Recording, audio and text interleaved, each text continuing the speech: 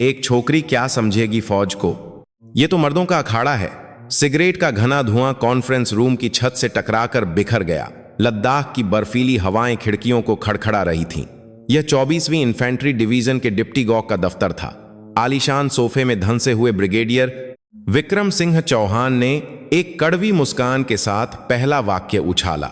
उसकी हां में हां मिलाते हुए पास बैठे chief of staff colonel Rakesh Sharma ने खिलखिलाते हुए चाय का कागजी कप कुचलकर कूड़ेदान में फेंक दिया। सही कहा आपने ब्रिगेडियर साहब, न अंडा से हैं न ईमा से। भले ही 9 पैरा SF की खतरनाक ट्रेनिंग की हो, लेकिन एक डिवीजन की कमान संभालना कोई जिस्मानी कर्तव्य नहीं है। पता नहीं हेडक्वार्टर ने इस बार प्रमोशन में क्या सोचकर एक औरत, वो भी इतनी जवान औरत को यहां भेज दिया। अरे उन्हें एक कठपुतली की जरूरत होगी। इस बदनाम डिवीजन की छवि सुधारने के लिए भेजा गया है। अगर हमारे बनाए रास्ते पर चुपचाप चलती रही तो गनीमत, वरना जोश में आकर कुछ करने की कोशिश की तो अपने ही बोझ तले दबकर खत्म हो जाएगी। ब्रिगेडियर चौहान ने आदत के अनुसार अपनी बेंत से मेज को थपथपाया। वह इस यूनिट का असली कर्ता धर्ता था। पिछले गॉक के अपमानजनक तरीके से हटाए जाने के बाद से डिवीजन असल में उसी के इशारों पर नाच रही थी। NDA और ईमा के सीनियर जूनियर के धागों से बुना हुआ उनका अपना एक मजबूत कार्टेल था, और अब उसी मजबूत किले में एक बाहरी पत्थर अपनी जगह बनाने की कोशिश कर रहा था। मेजर जनरल आरोही सिंह राठौड़, भारतीय सेना की सबसे युवा महिला गॉक। तुमने बटालियन कमांडरों को अच्छी तरह समझा तो दिया है ना? चौहान की आंखों में एक शातिर चमक थी। कर्नल शर्मा ने नीचता से होंठ सिकोड़े। फिक्र मत कीजिए, खासकर लेफ्टिनेंट कर्नल आलोक वर्मा तो पूरी तैयारी में है। आज उनकी नियुक्ति के बाद पहली अफसर मीटिंग में देखने लायक तमाशा होगा। उसी वक्त एक काली सेडान कार डिवीजन के गेट से अंदर दाखिल हुई।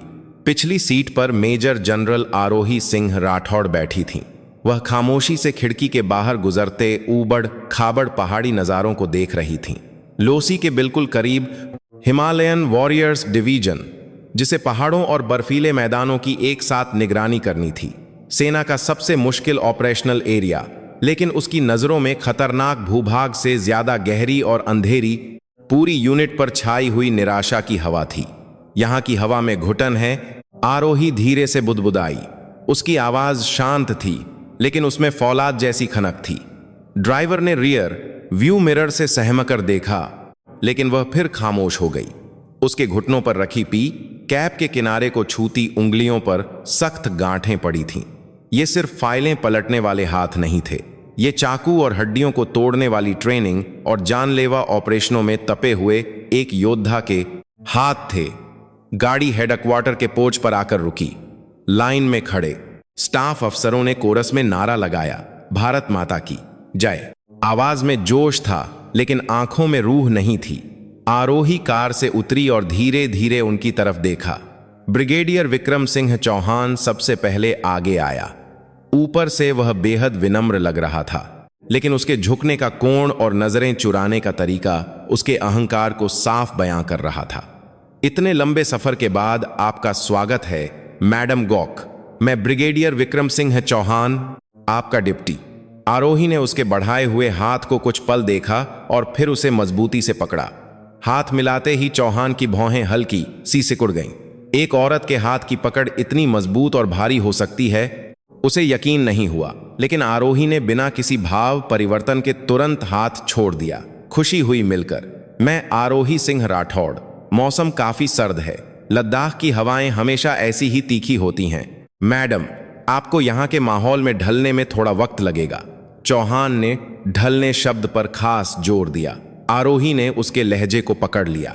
उसने एक हल्की मुस्कान के साथ जवाब दिया, हवा जितनी तेज होती है, दिमाग उतना ही साफ होता है। अंदर चलें। जोक के दफ्तर तक जाने वाला गलियारा खामोश था। दीवारों पर लगे पिछले कमांडरों की तस्वीरें उसे घूरती हुई लग रही थीं। आरोही ने दफ्तर में घुसते ही मेज पर रखी हैंडओवर फाइलों पर नजर डाली। ऊपर से सब कुछ करीने से जमा हुआ लग रहा था, लेकिन उसके अंतर्ज्ञान ने चेतावनी दी कि कुछ गायब है। सिक्योरिटी ऑडिट की आपत्तियों और पिछले 3 सालों के हादसों की विश्लेषण रिपोर्ट कहाँ है? आरोही ने पीछे से आए कर्नल राकेश शर्मा से पूछा।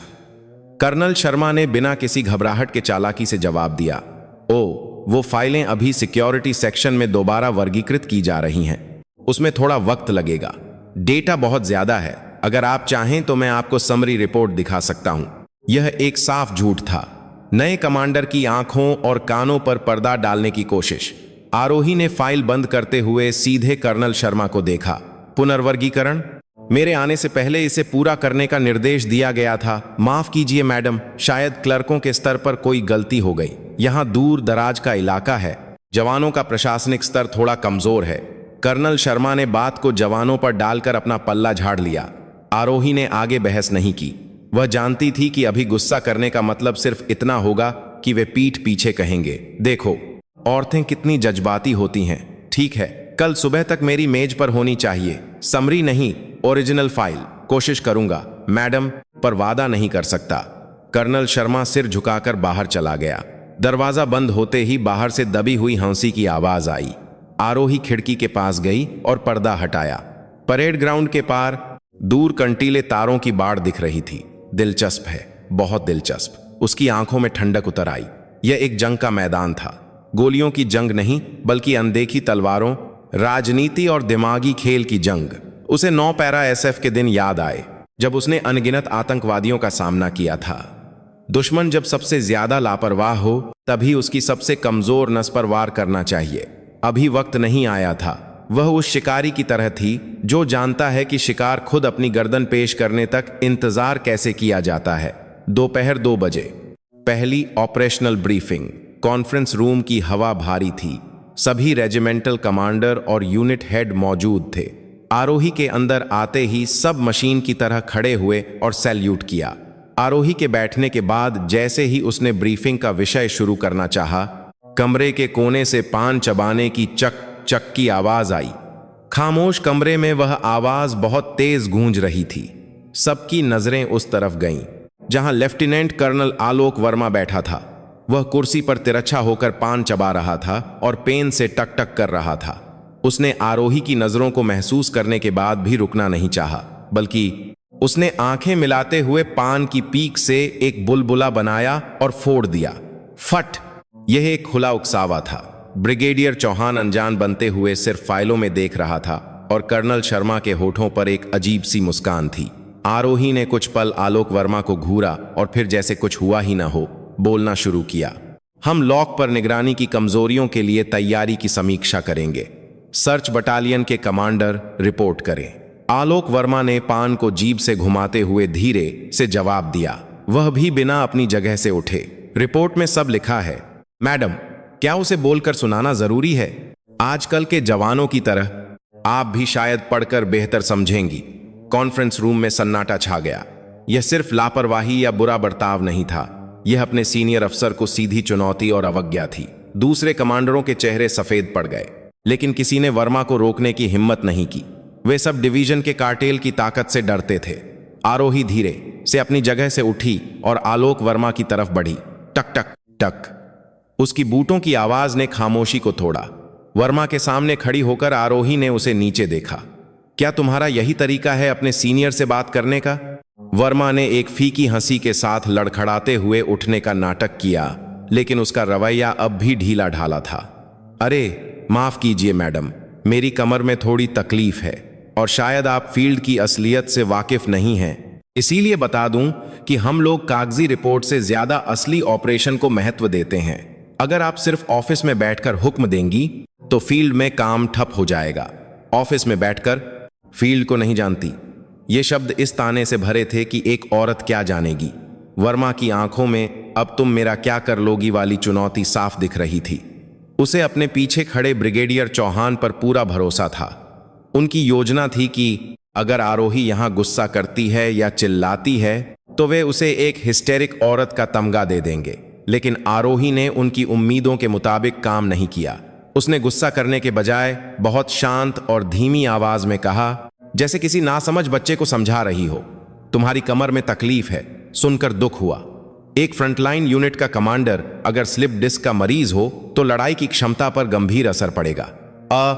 ऑपरेशन करने में कोई दिक्कत नहीं है, वो तुम्हारा सोचना है। बैठो। आरोही वापस मंच पर चली गई। वर्मा विजय भाव से ब्रिगेडियर चौहान की तरफ देखते हुए अपनी सीट पर बैठ गया। आरोही ने ब्रीफिंग जारी रखी, लेकिन उसकी नजरें पहले जैसी नहीं थीं। उसके दिमाग दजादरे वारालैक में 24वीं डिवीजन के कमांड स्ट्रक्चर का नक्शा बन चुका था और उसे पता चल गया था कि सड़ांध कहां है। ब्रीफिंग खत्म होने पर कमांडर बाहर निकलने लगे।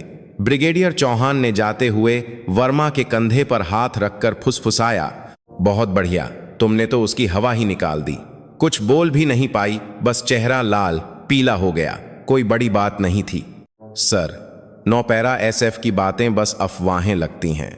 डर के मारे आंखें भी नहीं मिला पा रही थी। उनके जाने के बाद खाली कॉन्फ्रेंस रूम में आरोही अकेली खड़ी व्हाइट बोर्ड पर लिखे ऑपरेशनल मैप को देख रही थी। Lieutenant colonel Alok Verma, brigadier Vikram Singh Chauhan का दाहिना हाथ। उसने अपनी जेब से एक छोटी डायरी निकाली और आलोक वर्मा के नाम के आगे लाल लकीर खींच दी। पहला निशाना तुम हो, आरोही जानती थी। वर्मा ने पान चबाते हुए जो अहंकार दिखाया था, वही अहंकार आखिर में उसकी गर्दन का फंदा बनेगा। वह जल्दबाजी करने वाली नहीं थी। जैसे एक अजगर शिकार को निगलने से पहले उसे जकड़ता है, वह धीरे धीरे और मजबूती से उनकी सांसें रोकने की तैयारी कर रही थी। उस रात गौक के बंगले में आरोही ने वर्दी उतारकर ट्रैक सूट पहना। पंचिंग बैग पर पड़ते उसके मुक्के तेज और घातक थे। धम धम धम पसीने की बूंदें फर्श पर गिर रही थीं। उसकी आंखों के सामने आज के उन अहंकारी चेहरों की तस्वीरें थीं। लद्दाख की रात गहरी हो रही थी, लेकिन मेजर जनरल आरोही सिंह राठौड़ की जंग अभी शुरू हुई थी। उसने पसीना पोंछते हुए खिड़की से बाहर अंधेरे में डूबे डिवीजन हेडक्वार्टर को देखा। तैयार रहो, ये अखाड़ा तुम्हें कैसे फाड़ता है, अब ये देखना। अंधेरे में सिर्फ उसकी आंखें ठंडक से चमक रही थीं। लोस की सुबह की हवा जिस्म को काट रही थी। बर्फीली चोटियों के ऊपर सूरज उग रहा था, लेकिन 22वीं डिवीजन की फॉरवर्ड पोस्ट पर हवा अभी भी जमी हुई थी। मेजर जनरल आरोही सिंह राठौड़ अपनी नियुक्ति के बाद पहली फील्ड विजिट के लिए सुबह 4 बजे बंगले से निकल चुकी थीं। उसके बूट्स पर एक भी धब्बा नहीं था और उसकी वर्दी की क्रीज चाकू की धार जैसी थी। लेकिन उसके साथ जाने वाले फील्ड कमांडरों का हाल कुछ और था। तय समय सुबह 5 बजे था, लेकिन कोस्टल बटालियन के commander lieutenant colonel Alok Verma 5-10 बजे के बाद आराम से टहलता हुआ आया। उसकी वर्दी के पट्टे ढीले थे और हेलमेट का स्ट्रैप बिना बंधे लटक रहा था। उसने गौक को देखकर दौड़ने की बजाय ऐसे चलना शुरू किया जैसे सैर पर निकला हो। अरे मैडम गौक, आप तो उम्मीद से जल्दी आ गईं। यहाँ का रास्ता खराब है, थोड़ा ट्रैफिक जाम था। वर्मा ने सैल्यूट किए बिना दस्ताने वाले हाथ से नाक पोंछते हुए कहा। उसके मुंह से अब भी पान की चक-चक आवाज आ रही थी। साथ चल रहे उसके ADC का चेहरा गुस्से से लाल हो गया, लेकिन आरोही ने हाथ उठाकर उसे रोक दिया। उसने वर्मा के ढीले पट्टों और टेढ़े हेलमेट को गौर से देखा। Traffic jam? इस सुबह सुबह लॉक रोड पर ट्रैफिक कहां से आ गया? आरोही की आवाज नरम थी, शक या सवाल से ज्यादा ऐसा लग रहा था जैसे वह सच में जानना चाहती हो। वर्मा ने मन ही मन हौसा। छी हमजांग वर्नन याउजा, एक औरत जो फील्ड नहीं जानती, बहाना बनाना कितना आसान है। अरे सिविलियन गाड़ियां मछली पकड़ने बहुत आती हैं, आप यहां के हालात नहीं जानती। इन मछुआरों को काबू करना बहुत सिरदर्द है। दिल्ली से आए आप जैसे अफसरों के लिए यह समझना मुश्किल होगा। यह एक सफेद झूठ था। इस वक्त रोड पर ऑपरेशनल गाड़ियों के अलावा किसी भी गाड़ी की आवाजाही पर रोक थी, लेकिन आरोही ने सिर हिलाते हुए एक डायरी निकाली और कुछ लिखने का नाटक किया। अच्छा, मछुआरों को काबू करना मुश्किल है, मैं इस पर ध्यान दूंगी। तुम बहुत मेहनत करते हो। वर्मा के होठों पर एक कड़वी मुस्कान फैल गई। वह आरोही को पूरी तरह से अनुभवहीन समझ रहा था। उसे यकीन हो गया था कि 9 पैरा SF का उसका रिकॉर्ड सिर्फ पब्लिसिटी के लिए बनाया गया है। ऐसी भोली आंखों वाली औरत ने क्या खाक स्पेशल ऑपरेशन किए होंगे। वह आरोही को आगे करते हुए कंटीले तारों के साथ चलने लगा। इधर से चलिए मैडम, लेकिन यहां ढलान बहुत खड़ी है। आपने अरे कॉम्बैट बूट्स पहने हैं, फिर भी टखने का ध्यान रखिएगा। औरतों की हड्डियां कमजोर होती हैं, जल्दी चोट लग जाती है। यह एक खुला सेक्सिस्ट कमेंट था, लेकिन आरोही सिर्फ मुस्कुराते हुए उसके पीछे चलती रही। चिंता के लिए शुक्रिया, धीरे धीरे ले चलो। विजिट एक मजाक थी। संतरियों की ड्यूटी में लापरवाही थी, मशीनगनों पर जंग लगा था और सर्विलांस कैमरों के मॉनिटर पर धुंध जमी थी, जिससे कई हिस्से ठीक से दिख नहीं रहे थे। आरोही के पास जजय करने के लिए बहुत कुछ था, लेकिन वह चुप रही। इसके बजाय वह वर्मा के बहानों को ध्यान से सुनने का नाटक करती रही। ये समुद्री हवा है मैडम, जंग जल्दी लग जाता है। साफ करो तो अगले दिन फिर वही हाल। बजट की कमी है, लोग भी कम हैं, ऊपर से दबाव, नीचे वाले सुनते नहीं। बटालियन कमांडर बनना बहुत मुश्किल काम है। मुश्किल तो होगा ही। मैं सप्लाई के लिए चीफ ऑफ स्टाफ से बात करूंगी। आरोही के नरम रवैये से वर्मा का अहंकार और बढ़ गया। उसने विजिट के दौरान सिगरेट निकालकर सुलगा ली। ऑपरेशनल एरिया में वह भी अपने सीनियर के सामने धूम्रपान करना नियमों का खुला उल्लंघन था। आप पिएंगी? अरे आप सिगरेट नहीं पीती क्या? आजकल तो महिला अफसर भी खूब पीती हैं। मैं ठीक हूं, तुम ही पियो। आरोही ने अपनी नजरें घुमाकर कंटीले तारों के नीचे ध्यान से देखा। उसकी तेज नजरों ने कुछ पकड़ लिया था। बाड़ के नीचे की मिट्टी को अजीब तरह से खोदा और फिर ढका गया था, और उसके पास एक दूज अनजान सिगरेट का टुकड़ा पड़ा था। यह कोई भारतीय सिगरेट नहीं थी। उसने झुककर अपने बूट के फीते बांधने का नाटक करते हुए उस सिगरेट के टुकड़े को चुपके से उठाकर अपनी जेब में डाल लिया। वहां कुछ है क्या मैडम? वर्मा ने सिगरेट का धुआं छोड़ते हुए पूछा। नहीं, कुछ नहीं, बस फीता खुल गया था। चलो आगे बढ़ें। आरोही फिर से उठ खड़ी हुई। उसका चेहरा अब भी शांत था, लेकिन जेब में रखे हाथ में ताकत आ गई थी। वह निशान किसी जानवर का काम नहीं था। किसी ने जानबूझकर घुसपैठ की प्रैक्टिस की थी, या कोई बाहरी व्यक्ति अंदर बाहर आया था, और बटालियन का कमांडर इस बात से पूरी तरह अनजान था, या शायद जानकर भी अनदेखा कर रहा था। विजिट खत्म होने के बाद बेस पर लौटते समय आरोही का दिमाग तेजी से चल रहा था। गाड़ी में उसने अपने एडीसी को चुपके से निर्देश दिया, आज की विजिट के सर्विलांस कैमरों की पिछले 1 हफ्ते की रिकॉर्डिंग हासिल करो। सिक्योरिटी हेड को बताए बिना सीधे आईटी सेल के हवलदार से मेरे नाम पर लेकर आओ, और पूरी गोपनीयता बरतना। जी मैडम, लेकिन सिक्योरिटी प्रोटोकॉल के मुताबिक कहना कि यह एक सरप्राइज सिक्योरिटी ड्रिल है। कोई सवाल नहीं, बस काम करो। कुछ देर पहले वर्मा के सामने दिखाई गई भोली भाली अफसर अब गायब हो चुकी थी। उसकी ठंडी कमान से एडीसी ने घूंट निगलते हुए सिर हिलाया। उसी वक्त डिप्टी गॉक के दफ्तर में ब्रिगेडियर विक्रम सिंह चौहान, कर्नल राकेश शर्मा और विजिट से लौटा लेफ्टिनेंट कर्नल आलोक वर्मा इकट्ठे थे। मेज पर तंदूरी चिकन और नान रखे थे। तो बताओ, कैसी रही हमारी मैडम जनरल? पहाड़ों पर चढ़ने का हुनर है उनमें? चौहान ने चॉपस्टिक्स रगड़ते हुए पूछा। वर्मा ने तंदूरी चिकन चबाते हुए एक ठाका लगाया। पूछिए मत सर। सांस फूल रही थी उनकी। मैंने जानबूझकर उन्हें मुश्किल रास्ते से घुमाया, और उन्हें कुछ पता ही नहीं था कि क्या देखना है। मैंने कहा, यह समुद्री हवा की वजह से है? यह हमेशा ऐसा ही रहता है। तो बस सिर हिलाती रहीं। पूरी तरह से एक शोपीस कमांडर हैं। कर्नल शर्मा खिलखिलाया। देखा आपने, 9 पैरा एसएफ हो या कुछ भी, औरतें आखिर में औरतें ही होती हैं। फील्ड की समझ नहीं होती। मैंने आज सुबह एक फाइल पर रफ अप्रूवल भेजा। उन्होंने बिना पढ़े ही साइन कर दिया। चौहान ने संतुष्टि से सिर हिलाया। बहुत अच्छे, फिलहाल ऐसे ही उसे चढ़ाकर रखो। उसे यकीन दिलाओ कि उसका बहुत सम्मान हो रहा है, और फिर सही मौके पर उसकी टांग खींच कर गिरा देंगे। अगले महीने कॉर्प्स कमांडर का इंस्पेक्शन है, याद है ना? बिल्कुल सर। मैंने उस दिन उन्हें पूरी तरह से बेइज्जत करने का प्लान बना लिया है। हम कम्युनिकेशन नेटवर्क में थोड़ी छेड़छाड़ करके कमांड सिस्टम को ठप कर देंगे। गोक को सिचुएशन रूम में घबराते हुए कॉर्प्स कमांडर खुद देखेंगे। वर्मा की आंखें सांप की तरह चमक रही थीं। वे नहीं जानते थे कि जिस जाल को वे खोद रहे हैं वह कितना उथला है। वे जिस औरत का मजाक उड़ा रहे थे वह पहले ही उनकी गर्दन पर निशाना साध चुकी थी। इस बात से वे बेखबर थे। उस रात गॉक के दफ्तर में सबके जाने के बाद देर रात तक आरोही अकेली एक टेबल लैंप की रोशनी में बैठी थी। उसकी मेज पर सुबह वर्मा से छुपाकर उठाई गई विदेशी सिगरेट का टुकड़ा और एडीसी द्वारा लाई गई सर्विलांस फुटेज वाला टैबलेट रखा था। स्क्रीन जूम करो। आरोही ने फुसफुसाते हुए स्क्रीन को छुआ। वीडियो 3 दिन पहले सुबह 2 बजे का था। आलोक वर्मा की निगरानी वाली पोस्ट के पिछले गेट से एक सिविलियन गाड़ी अंदर आती दिख रही थी। गाड़ी से उतरे लोगों ने कुछ आइस बॉक्स निकालकर पोस्ट के अंदर रखे, और उनका स्वागत कोई और नहीं बल्कि खुद लेफ्टिनेंट कर्नल आलोक वर्मा कर रहा था। वह उन सिविलियंस के साथ कंधे पर हाथ रखकर हंस रहा था और उनमें से एक ने वर्मा की जेब में एक मोटा लिफाफा डाला। यह सब साफ साफ रिकॉर्ड हो गया था। तस्करों के साथ मिली भगत, एक बटालियन कमांडर अपनी यूनिट को तस्करी का रास्ता बना रहा है। आरोही के मुंह से एक सूखी हंसी निकली।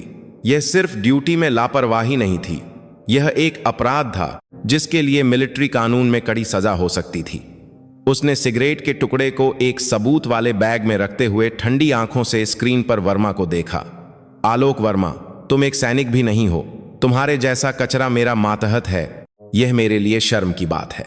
उसने दराज से एक पुरानी डायरी निकाली। उसमें 9 पैरा SF के दिनों के ऑपरेशनल प्लान के फॉर्मेट बने हुए थे। उसने पहले पन्ने पर मोटे पेन से लिखा, ऑपरेशन का नाम सफाई, पहला लक्ष्य 22वीं division coastal battalion commander lieutenant colonel Alok Verma, आरोप ड्यूटी से अनुपस्थिति, निगरानी में विफलता, सिविलियंस को अवैध प्रवेश की अनुमति, रिश्वतखोरी का संदेह। आरोही ने पेन रखकर कुर्सी पर पीठ टिका दी। वह चाहती तो अभी मिलिट्री पुलिस भेजकर उसे गिरफ्तार करवा सकती थी, लेकिन उससे सिर्फ एक मोहरा ही हाथ लगता। वर्मा के पीछे कर्नल राकेश शर्मा और उनके ऊपर ब्रिगेडियर विक्रम सिंह चौहान तक पूरे नेटवर्क को एक साथ खत्म करना था। इसके लिए एक और पुख्ता और चौंकाने वाला सबूत चाहिए था, कॉर्प्स कमांडर का इंस्पेक्शन। वे लोग जिस इंस्पेक्शन का जिक्र कर रहे थे, आरोही को पहले ही खुफिया जानकारी मिल चुकी थी कि वे उस दिन उसे फंसाने की तैयारी कर रहे हैं। ठीक है, जैसा तुम चाहते हो, मैं एक बेवकूफ गौक बनूंगी। मंच पर जितना नाचना है नाच लो, जब रोशनी बुझेगी तो वही मंच तुम्हारा फांसी का तख्ता बनेगा। आरोही ने फोन उठाया। दूसरी तरफ वह शख्स था जिसे उसने पहले ही डिवीजन में अपने भरोसेमंद के तौर पर रखा था, लीगल डिपार्टमेंट का एक नया अफसर। मैं बोल रही हूं, तैयारी हो गई? जी मैडम, आपके निर्देशानुसार बटालियन कमांडर के बैंक खातों की जांच के लिए वारंट की तैयारी पूरी है। कब कार्रवाई करनी है? अभी नहीं, जब वे सबसे ज्यादा निश्चिंत और अहंकारी हों तब। आरोही ने फोन काट दिया और खिड़की से बाहर देखा। घने अंधेरे में डूबा परेड ग्राउंड। उस पर बहती हवा की आवाज ऐसी लग रही थी जैसे कोई तलवार पर धार रख रहा हो। अगले दिन सुबह ऑपरेशनल ब्रीफिंग में आरोही कल की तरह ही शांत, बल्कि थोड़ी डरी हुई सी लग रही थी। आलोक वर्मा अब भी टांग पर टांग चढ़ाकर पान चबा रहा था और कर्नल शर्मा तिरछा बैठकर पेन घुमा रहा था। ब्रिगेडियर चौहान ने अहंकारी आवाज में कहा, मैडम गौक, इस बार कॉर्प्स कमांडर के इंस्पेक्शन की तैयारी हम खुद देख लेंगे। आप इन जटिल सामरिक सिद्धांतों में सिर मत खपाइए, बस मेहमानों की आवभगत पर ध्यान दीजिए। कॉर्प्स कमांडर के आने पर उन्हें अच्छी सी चाय पिला देंगी तो आपके नंबर बन जाएंगे। यह एक खुली बेइज्जती थी। गौक को एक रिसेप्शनिस्ट समझने वाली बात पर कुछ ईमानदार अफसरों ने मुंह बनाया, लेकिन कोई बोलने की हिम्मत नहीं कर सका। आरोही ने कुछ पल चाय के कप को देखा और फिर सिर उठाकर मुस्कुराई। ओ ठीक है, मैं अभी टैक्टिक्स में थोड़ी कमजोर हूं। मुझे डिप्टी गौक और चीफ ऑफ स्टाफ पर पूरा भरोसा है। आलोक, तुम भी बहुत मदद करोगे, है ना? वर्मा ने नाक सिकोड़ते हुए जवाब दिया। हाँ मैडम, आप बस जैसा कहा जाए वैसा करती रहिएगा, हम आपको बचा लेंगे। शुक्रिया, तुम लोग हो तो मुझे कोई चिंता नहीं। आरोही के चिंता नहीं कहने पर कमरे में एक राहत भरी हंसी फैल गई। वे पूरी तरह से धोखा खा चुके थे। वे नहीं जानते थे कि उनके सामने बैठा शिकार असल में अपने पंजे छुपाए एक बाघिन है। वे लकड़बग्घे जश्न की तैयारी कर रहे थे। ब्रीफिंग खत्म होने के बाद जाते हुए वर्मा की पीठ पर आरोही की नजरें खंजर की तरह गड़ी थीं। मजे कर लो, तुम्हारी यह हंसी चीख में बदलने में देर नहीं लगेगी। गोक के दफ्तर का दरवाजा बंद होने की आवाज गलियारे में बहुत भारी और गहरी गूंजी। तूफान से पहले की खामोशी हिमालयन वॉरियर्स डिवीजन पर छा गई थी। कॉर्प्स कमांडर के दौरे का दिन। सुबह से ही 22वीं डिवीजन हेडक्वार्टर में एक अजीब सा तनाव था। परेड ग्राउंड की धूल भी जैसे सांस रोके हुए थी, लेकिन यह खामोशी आने वाले तूफान का संकेत दे रही थी। लद्दाख का आसमान ऐसा था मानो अभी बरस पड़ेगा और नम हवा हेडक्वार्टर के झंडे को भारी मन से हिला रही थी। सिचुएशन रूम सिचर्स किसी जंग के मैदान जैसा लग रहा था। दर्जनों मॉनिटर हर वोट सी डोट डोट डोट कोस्टल पोस्ट और लोक की स्थिति को लाइव दिखा रहे थे और ऑपरेटरों की कीबोर्ड की आवाजें वायरलेस के शोर में मिल रही थीं। Major general Arohi Singh Rathore central command seat पर बैठी सामने बड़ी स्क्रीन को देख रही थीं। उसका चेहरा तनाव में था और उसके हाथ आपस में बौंधे हुए कांप रहे थे। उसके पीछे से यह सब बातें बात आ जा रखा देख रहे कर्नल राकेश शर्मा ने ब्रिगेडियर विक्रम सिंह चौहान को इशारा किया। देखिए, अभी से डर गई है। ब्रिगेडियर चौहान ने एक संतुष्ट मुस्कान के साथ चिंता जताने का नाटक करते हुए आरोही से कहा, मैडम गोक, आपकी तबीयत ठीक नहीं लग रही। कॉर्प्स कमांडर के आने पर ब्रीफिंग आपको ही देनी है। क्या आप ठीक रहेंगी? अगर ज्यादा दबाव महसूस हो रहा है तो मैं आपकी जगह। आरोही ने चौंकते हुए सिर घुमाया। नहीं नहीं, मैं ही करूंगी। एक गोक अगर ब्रीफिंग भी ना कर सके तो क्या फायदा। बस थोड़ी घबराहट हो रही है। चिंता मत कीजिए, हम सब आपके पीछे, आपको पूरा सपोर्ट देंगे। कर्नल शर्मा ने एक कड़वी मुस्कान के साथ कहा। पूरा सपोर्ट का मतलब पूरी तरह से बाधा डालना था। यह आरोही जानती थी। सुबह 10 बजे कॉर्प्स कमांडर का हेलीकॉप्टर परेड ग्राउंड पर उतरा।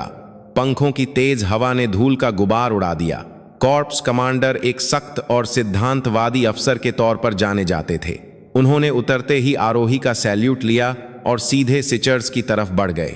मेजर जनरल आरोही, मुझे रिपोर्ट मिली है कि 22वीं डिवीजन की निगरानी में बहुत खामियां हैं। आज मैं अपनी आंखों से सब कुछ देखूंगा। तुरंत एक सिचुएशनल ड्रिल शुरू करो। कॉर्प्स कमांडर का हुक्म गूंजा। आरोही ने सूखी घूंट निगलते हुए जवाब दिया, जी सर। सभी यूनिट्स के लिए रेड अलर्ट, तत्काल एक्शन ड्रिल और ब्लॉकेड ऑपरेशन शुरू।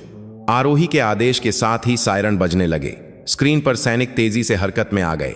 यहां तक सब ठीक था, लेकिन असली तमाशा अब शुरू होना था। कोस्टल बटालियन को दिखा रहे 3 मॉनिटर एक साथ झिझझ करते हुए काले पड़ गए। अरे, कम्युनिकेशन को क्या हुआ? सिग्नल ऑफिसर ने घबराकर चिल्लाया। देखते ही देखते बाकी पोस्टों की स्क्रीन भी एक एक करके बंद होने लगी। सिचर्स में अफरा तफरी मच गई। पोस्ट 1, 2, 3 से संपर्क टूट गया है। बटालियन हेडक्वार्टर से कोई जवाब नहीं। वीडियो ट्रांसमिशन सिस्टम डाउन, कारण अज्ञात। कॉर्प्स कमांडर की भौहें तन गईं। उन्होंने ठंडी नजरों से आरोही को देखा। मेजर जनरल, यह क्या हो रहा है?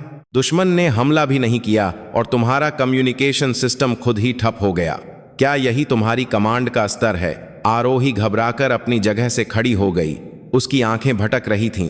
चीफ ऑफ स्टाफ, यह सब क्या है?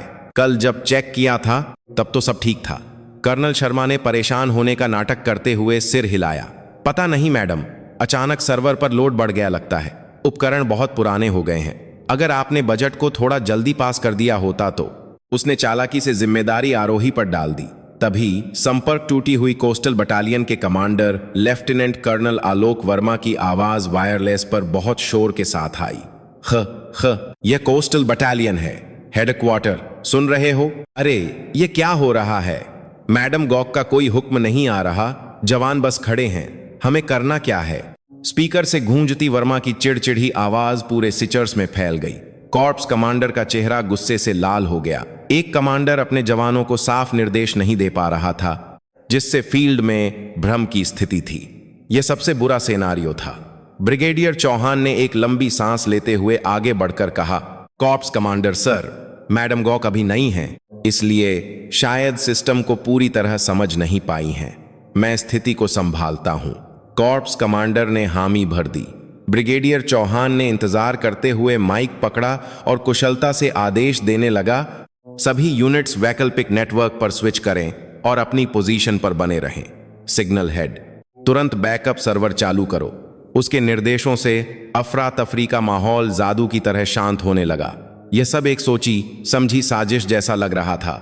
आरोही सफेद पड़े चेहरे के साथ कोने में खड़ी रही। कर्नल शर्मा और ब्रिगेडियर चौहान की आंखों ही आंखों में बातें हो रही थीं। देखा, तुम सिर्फ एक कठपुतली हो। ड्रिल ब्रिगेडियर चौहान के नेतृत्व में खत्म हुई। आरोही को पूरी तरह से नजरअंदाज कर दिया गया। कॉर्प्स कमांडर ने आरोही को देखे बिना चौहान के कंधे पर हाथ रखा। ब्रिगेडियर, अगर तुम न होते तो आज बहुत बड़ी गड़बड़ हो जाती। गॉक अगर नाकाबिल हो तो कम से कम स्टाफ तो काबिल होना चाहिए। आरोही ने सिर झुका लिया, लेकिन नीचे झुके उसके होठों के कोने हल्के से बिना किसी को दिखे ऊपर उठ गए थे। हाँ, जितना मजे करना है कर लो। यह तुम्हारी आखिरी जीत होगी। उसके हाथ में एक छोटी सी यूएसबी थी। उस अफरा तफरी के दौरान कम्युनिकेशन टूटने से ठीक पहले उसने सारे लॉग रिकॉर्ड और आलोक वर्मा द्वारा जानबूझकर केबल से छेड़छाड़ करने का सीसीटीवी फुटेज उसमें सेव कर लिया था। आरोही ने एक नाकाबिल कमांडर का नाटक करते हुए उन्हें अपनी ही खोदी कब्र में उतरने दिया था। ब्रीफिंग शुरू करते हैं। ड्रिल खत्म होने के बाद की समीक्षा बैठक का माहौल किसी मातम से कम नहीं था। कॉर्प्स कमांडर मुख्य सीट पर बैठे ठंडी नजरों से आरोही को घूर रहे थे और उनके बगल में विजय भाव से ब्रिगेडियर चौहान, कर्नल शर्मा और देर से लौटा आलोक वर्मा बैठा था। आलोक वर्मा ने जानबूझकर अपनी वर्दी पर मिट्टी लगाई थी ताकि लगे कि वह फील्ड में बहुत मेहनत करके आया है। मेजर जनरल, कोई बहाना है तुम्हारे पास? एक डिवीजन का कम्युनिकेशन नेटवर्क ड्रिल शुरू होने के 10 मिनट में ठप हो जाए? अगर यह असली जंग होती तो तुम्हारी पूरी यूनिट मारी जाती। कॉर्प्स कमांडर की दहाड़ से कमरा गूंज गया। ब्रिगेडियर चौहान ने साथ दिया, सर उन पर ज्यादा सख्ती मत कीजिए। मैडम गॉक को फील्ड का अनुभव कम है, इसलिए उपकरणों के रखरखाव में लापरवाही हो गई। मुझे उनकी बेहतर मदद करनी चाहिए थी। मैं माफी चाहता हूं। यह कहते हुए उसने खुद को एक वफादार अफसर दिखाया और आरोही को दोबारा नीचा दिखाया। आलोक वर्मा भी बीच में कूद पड़ा। फील्ड में तो बहुत मुश्किल हो गई थी सर। कोई निर्देश नहीं आ रहा था। जवान घबरा रहे थे। मैडम गॉक, मैंने आपसे हमेशा कहा है कि फील्ड सेंट्रिक कमांड पर ध्यान दें। सारे तीर आरोही की तरफ थे। जब सबको लगा कि खेल खत्म हो गया है, तब सिर झुकाए बैठी आरोही ने धीरे से सिर उठाया। उसकी आंखें अब सिचर्स वाली कमजोर आंखें नहीं थीं। वे 9 पैरा एसएफ के दिनों वाली ठंडी, तेज, दुश्मन के दिल में उतर जाने वाली एक स्नाइपर की आंखें थीं। कॉर्प्स कमांडर सर, मैं कोई बहाना नहीं बनाऊंगी, लेकिन मैं मानती हूं कि सही कारण का पता लगाना जरूरी है।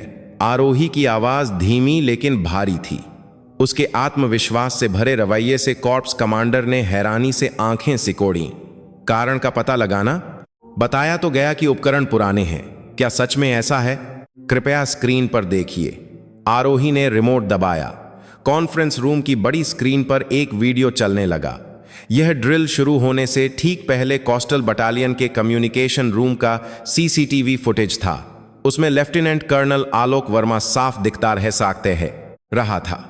वह सिग्नल ऑपरेटरों को बाहर भेजकर मेन सर्वर की केबल निकाल रहा था और पावर यूनिट पर पानी डाल रहा था। ले! आलोक वर्मा के मुंह से एक चीख निकली। उसका पान चबाता झबड़ा रुक गया और चेहरा सफेद पड़ गया। ब्रिगेडियर चौहान और कर्नल शर्मा की आंखें भी फटी रह गईं। Coastal battalion commander lieutenant colonel Alok Verma, जानबूझकर कम्युनिकेशन नेटवर्क को नष्ट करना और देशद्रोह का प्रयास। आरोही ने एक एक कर आरोप पढ़े। यह सब झूठ है, यह साजिश है। मैडम गॉक ने मुझे फंसाने के लिए डीप फेक या कुछ इस्तेमाल किया है। वर्मा खड़ा होकर चिल्लाने लगा। बैठो। आरोही ने उसे देखे बिना अगला वीडियो चलाया। यह कुछ दिन पहले रात का वीडियो था, जिसमें वर्मा तस्करों से सामान और पैसे का लिफाफा ले रहा था। उसका मुस्कुराता चेहरा क्लोजअप में दिख रहा था। ड्यूटी से अनुपस्थिति, सिविलियंस को अवैध प्रवेश की अनुमति, रिश्वतखोरी और आज ड्रिल में बाधा डालकर कमांड को कमजोर करने की कोशिश। क्या तुम एक सैनिक हो? कॉन्फ्रेंस रूम में सन्नाटा छा गया। कॉर्प्स कमांडर का चेहरा गुस्से से बैंगनी हो गया था। उन्होंने धोखे से कांपते हुए वर्मा को घूरा। आलोक, कमीने, क्या यह सच है? वर्मा एक फंसे हुए चूहे की तरह हो गया। उसने आखिरी दाम खेलते हुए आरोही पर हमला कर दिया। इस पागल औरत ने छिपकर मेरा वीडियो बनाया। मैं तुझे मार डालूंगा। उसने आपा खोकर मेज पर रखी भारी एशट्रे उठाकर आरोही के सिर पर मारने की कोशिश की। एक गोक पर हमला, एक अभूतपूर्व अवज्ञा। जब सब चीखते हुए जम गए, उस एक पल में आरोही पीछे नहीं हटी। एशट्रे उसके सिर तक पहुंचने से ठीक पहले उसका बायां हाथ बिजली की तरह वर्मा की कलाई पर झपटा। हड्डी टूटने जैसी आवाज के साथ वर्मा की चीख निकली। आरोही ने उसकी कलाई मरोड़कर उसे सीधे मेज पर पटक दिया। धड़ाम! शीशे की मेज टूट गई और वर्मा का चेहरा उस पर जा गिरा। आरोही ने उसका हाथ पीछे मोड़कर उसे काबू करते हुए उसके कान में ठंडी आवाज में कहा, फील्ड का असली मार्शल आर्ट। तुम्हें लगा था कि 9 पैरा एसएफ में मैंने सिर्फ लोगों को मारना सीखा है। छोकरी कहा था ना मुझे, तो बताओ उस छोकरी के हाथों हड्डी टूटने का एहसास कैसा है? छोड़ दो मुझे। वर्मा छटपटाया, लेकिन आरोही की पकड़ फौलाद जैसी थी। उसने और जोर लगाकर उसके कंधे के जोड़ को उसकी सीमा तक मोड़ दिया। एक कट की डरावनी आवाज आई, कॉर्प्स कमांडर के सामने तमाशा मत करो, इससे पहले कि मैं इसे तोड़ दूं। वर्मा दर्द से मुंह में झाग लिए ढीला पड़ गया। यह उसकी आदाव चेन ताकत का सबूत था, जिसने साबित कर दिया कि 9 पैरा एसएफ की लेजेंड की बातें सिर्फ अफवाहें नहीं थीं। ब्रिगेडियर चौहान और कर्नल शर्मा डर से एक शब्द भी नहीं बोल पाए। वे जिस छोकरी को जानते थे वह वहां नहीं थी। उनके सामने खून की गंध सूंघ चुकी एक शेरनी थी। आरोही ने वर्मा को फर्श पर फेंककर अपनी जेब से रूमाल निकालकर हाथ पोंछा और फिर मिलिट्री पुलिस के हेड को बुलाया। एमपी हेड, क्या देख रहे हो? ये रंगे हाथों पकड़ा गया है, ले जाओ इसे। जी मैडम। पहले से तैयार एमपी के जवान अंदर आए और वर्मा को कुत्ते की तरह घसीट कर ले जाने लगे। घिसटते हुए वर्मा ने ब्रिगेडियर चौहान की तरफ गुहार लगाई, डिप्टी गॉक सर, मुझे बचाइए, मैंने तो बस आपके कहने पर किया था। चौहान ने जल्दी से मुंह फेर लिया। वर्मा की चीखें गलियारे में घूम हो गईं। आरोही ने अपनी वर्दी ठीक की और कॉर्प्स कमांडर को सैल्यूट किया। असुविधा के लिए खेद है सर, मेरे मातहत की गलती मेरी जिम्मेदारी है, लेकिन सड़े हुए मांस को काटे बिना नया मांस नहीं उगता। आज से 22वीं डिवीजन की सफाई शुरू होगी। कॉर्प्स कमांडर ने हैरान होकर आरोही को देखा और फिर धीरे से सिर हिलाया। उनकी आंखों में गुस्सा अब सम्मान में बदल चुका था। मेजर जनरल, तुम आम नहीं हो, मैं तुम्हें पूरी छूट देता हूं, सब कुछ बदल कर रख दो। धन्यवाद सर, जय हिंद। आरोही की नजरें धीरे से ब्रिगेडियर चौहान और कर्नल शर्मा पर गईं। उनके चेहरे कागज की तरह सफेद थे। आरोही ने सिर्फ उन्हें दिखे इस तरह होठों से बिना आवाज के कहा, अगला नंबर तुम्हारा है। कार्टेल का एक पाया ढह गया था, लेकिन यह सिर्फ शुरुआत थी। आरोही का बदला अभी शुरू हुआ था। एक खूनी सफाई का पर्दा उठ चुका था।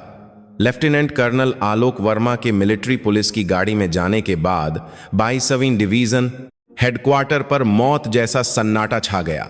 गलियारों से गुजरते अफसर दबे पांव चल रहे थे और जवान सिर्फ इशारों में बात कर रहे थे। एक गोक की शारीरिक ताकत को आंखों के सामने देखने का खौफ बहुत बड़ा था, लेकिन जो बचे थे वे उस खौफ में भी बदले की आग पाले हुए थे। डिप्टी गॉक के दफ्तर में ब्रिगेडियर विक्रम सिंह चौहान गुस्से में सिगरेट की भरी एशट ट्रे खाली कर रहा था। कर्नल शर्मा, हम ऐसे ही हार मान लेंगे? वर्मा एक बेवकूफ था, अपने गुस्से पर काबू नहीं रख पाया और खुद ही सब बर्बाद कर दिया।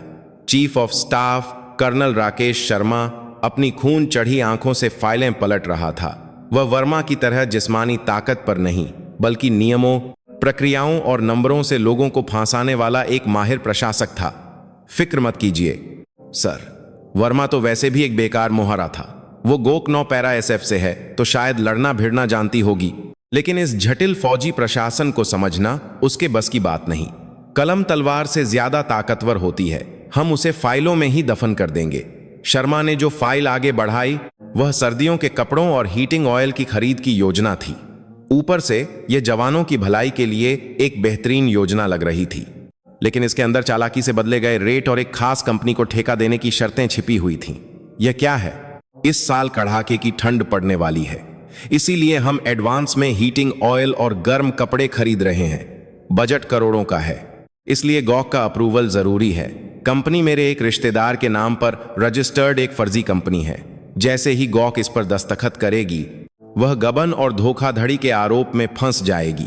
ब्रिगेडियर चौहान के होंठ धीरे धीरे मुस्कान में फैल गए। तुम सच में जीनियस हो। यह ऐसा चारा है जिसमें नंबरों से घबराने वाली औरतें आसानी से फंस जाती हैं। अभी जाकर अप्रूवल लेकर आओ।